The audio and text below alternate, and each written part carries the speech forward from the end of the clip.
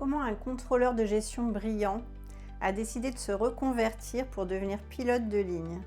Vous voulez en savoir plus? Restez sur cette vidéo. Il y a 2 ans, un homme de 40 ans, Tim, vient me voir. Ingénieur brillant, contrôleur de gestion depuis 15 ans dans une belle entreprise, un poste bien payé, confortable, sûr, une belle réputation dans l'entreprise parce que c'est un poste important. Et pourtant, il me dit: «J'en ai marre, je supporte plus ce poste-là». Pas tant le poste à proprement parler, mais l'environnement. Le fait de devoir, changer les chiffres pour les faire parler de manière plus optimiste, de leur faire dire ce qu'ils disent pas vraiment, de s'auto-congratuler quand les résultats sont pas forcément si bons que ça. Tout ça, c'était en décalage avec ce qu'il, vivait au fond de lui, parce que lui, ce qu'il voulait, c'était parler vrai, pas modifier les chiffres pour leur faire dire ce qu'on a envie qu'ils disent. Et donc, ça faisait des années que ça lui pesait, vraiment. Alors, qu'est-ce qu'on a fait? Mais on a fait ce travail en 3 étapes que je propose: clarté, alignement, action. On est d'abord passé par cette étape de clarté. Pourquoi vraiment ce travail-là lui pesait tant que ça? Alors oui, là, il y avait un décalage éthique, politique avec cette entreprise. Mais malgré tout, le fond de ce travail-là lui déplaisait aussi parce que, au fond de lui, il avait suivi les études que ses parents voulaient qu'il fasse parce que c'est sérieux d'être ingénieur et parce qu'il ne savait pas vraiment quoi faire et que ce à quoi il aspirait quand il était jeune, c'était pas très sérieux. Donc ingénieur, bah pourquoi pas? Puis l'opportunité de devenir contrôleur de gestion est apparue et pourquoi pas? Et ça lui plaisait. Mais passé un certain âge et passé peut-être aussi par des environnements qui sont moins en adéquation avec son éthique, et bien un moment où ça va plus, ça casse, il y a une rupture qui se produit. Donc l'important, c'était déjà de comprendre cette clarté, de comprendre ses aspirations quand il était jeune, pourquoi il en était arrivé là, qu'est-ce qui faisait qu'aujourd'hui il partait pas alors qu'il en avait tellement envie. Mais pourquoi? Mais parce que à cet âge-là, père de famille, 3 enfants, il y a une sécurité financière, le fait d'être le pilier de la famille, le pilier financier de la famille. Ensuite, difficile de trouver un autre job quand on n'est pas mobile géographiquement. Pourquoi? Parce que son épouse avait un commerce, c'est compliqué de bouger. Parce qu'il n'y a pas forcément des entreprises absolument partout et dans les domaines, concernés, parce que ce job, il était bien payé, donc partir pour moins bien, OK, mais moins bien financier, mais il faut au moins qu'il y ait une compensation et la compensation, ça peut être de faire quelque chose qui plaît vraiment.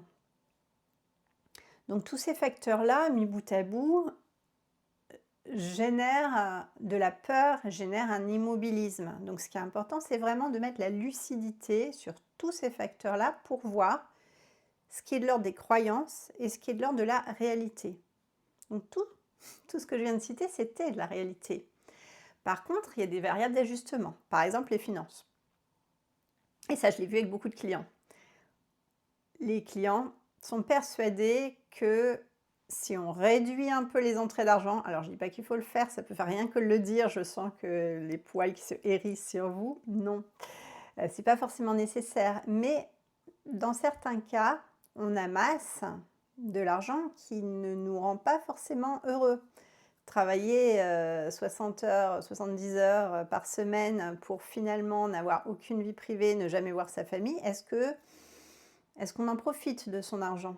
Et en général, quelqu'un qui va travailler beaucoup moins va avoir plus besoin d'argent. Pourquoi? Bah, parce qu'il a plus de temps libre, tout simplement. Alors que la personne qui n'a pas de temps libre, bah, gagne de l'argent, mais en fait, n'a pas tant l'occasion de le dépenser. Enfin, bien sûr, tout dépend de chacun. Bref, l'analyse de ses comptes financiers. Alors évidemment, on l'a pas fait ensemble. Moi, je l'ai incité à le faire pour qu'il regarde ce qui était important pour lui, pour sa famille, ce qui était, primordial, ce qui pouvait être retiré, Parce que parfois il y a des loisirs, chers, mais finalement c'est des habitudes, ça plaît pas tant que ça. Il y a plein d'éléments qui sont, pas forcément nécessaires. Est-ce que la mise de côté, pour les études des enfants, par exemple, est suffisante? Est-ce qu'il faut vraiment bloquer quelque chose ou est-ce qu'il y a moyen d'avoir de la souplesse par rapport à ça? Ça, c'est important. Après, l'appui de la famille.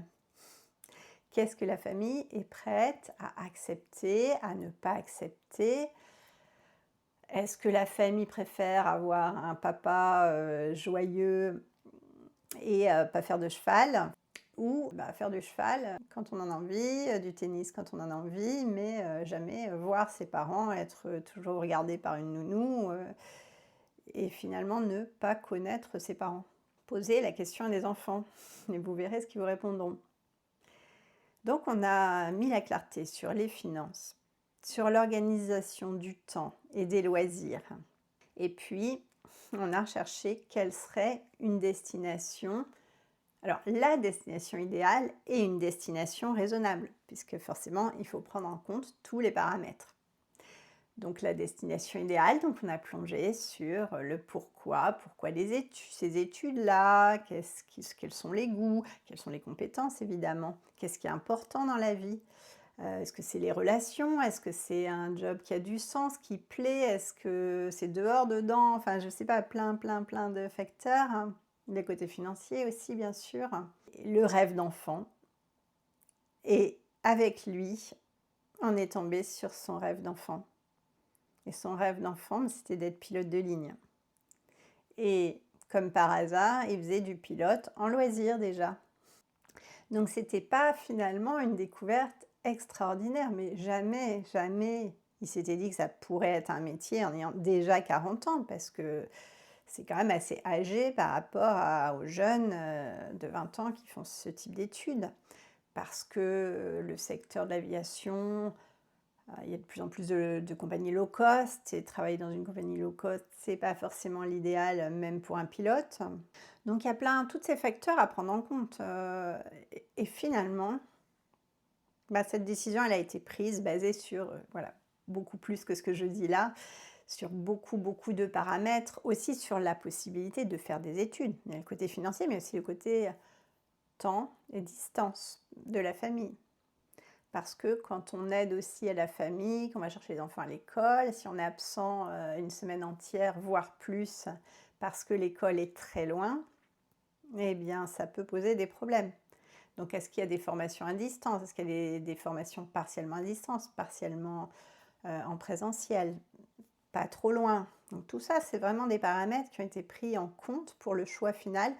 Également, l'environnement, son épouse, ses enfants qui ont été consultés, pas forcément pour dicter le choix, mais parce que c'est important qu'ils adhèrent, qu'ils valident aussi le choix de leur conjoint, compagnon, père, etc. Donc finalement, cette décision-là, elle a été prise. Et donc, on est passé à l'étape d'alignement. Parce qu'une fois que la décision elle est prise, ça fait peur. Peur de la perte de la sécurité d'un job, également les collègues, enfin tout l'écosystème qui est rassurant, qui est un peu cocooning autour de soi, c'est tout casser et tout repartir de zéro. Et c'est pas facile.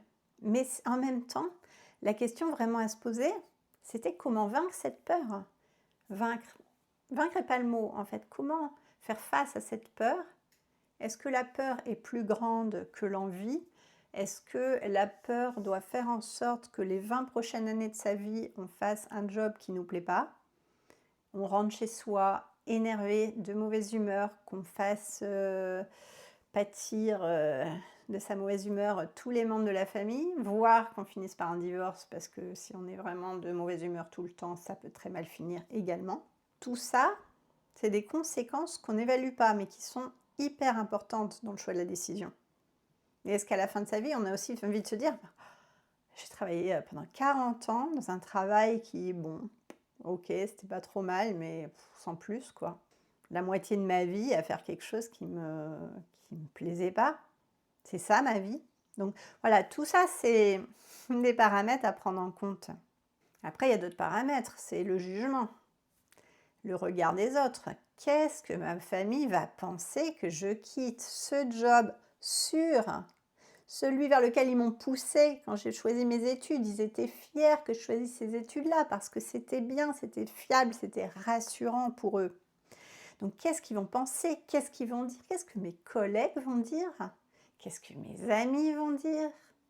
Qu'est-ce que moi-même je vais penser de moi? Mais aller réaliser mes rêves et laisser toute la sécurité que j'apportais à tout le monde de côté, tout ça, ça prend du temps à vraiment ressentir, analyser. Et puis après, la décision, c'est pas forcément de tout changer. Là, ça l'a été, mais c'est vraiment des éléments à prendre en compte. Sachant que, est-ce que c'est vraiment la peur qui va gouverner notre vie? Autre peur, l'âge. Dans son cas, c'est vrai qu'être pilote à 40 ans, c'est un peu âgé. D'ailleurs, il y a un certain nombre de compagnies aériennes qui prennent plus de pilotes qui débutent à cet âge-là. Et en plus, on est débutant forcément quand on commence. Donc le salaire est plus bas. Donc il y a aussi une perte à ce niveau-là.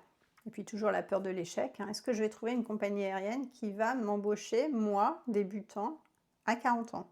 Ou 42 ans, le temps de finir les études. Mais finalement, on est passé à l'étape 3, l'étape de l'action. Donc ces peurs, elles ont été dépassées en analysant les contraintes, les besoins, les peurs subjectives, les vraies peurs, les peurs qui étaient plus des croyances, plus dans l'ordre de l'imagination collective. Et puis, Tim s'est fixé une date limite. Il a décidé de négocier sa rupture conventionnelle avec son entreprise, de trouver l'école de pilotage qui lui convenait, de s'inscrire.